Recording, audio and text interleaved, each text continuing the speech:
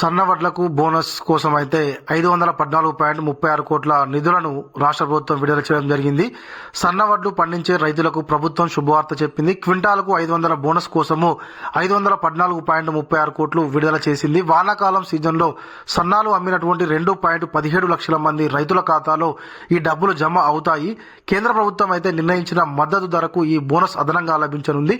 అయితే వానాకాలం సీజన్లో ఎవరైతే అన్నదాతలు సన్నవడ్లు పండించే ఐకేప్ సెంటర్లో అమ్మారో వారికి అయితే సన్నవడ్లకు క్వింటాలకు 500 రూపాయల బోనస్ ఇవ్వడం అయితే జరుగుతుంది కదా మనకు.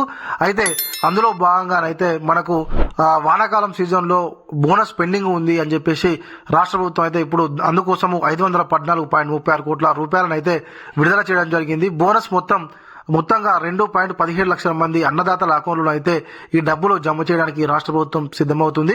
అదేవిధంగా మనకు 2-3 రోజుల్లో బోనస్ తో పాటుగా రైతు భరోసా కూడా అకౌంట్లో జమ చేయడానికి రాష్ట్ర ప్రభుత్వం అయితే సిద్ధమవుతుంది.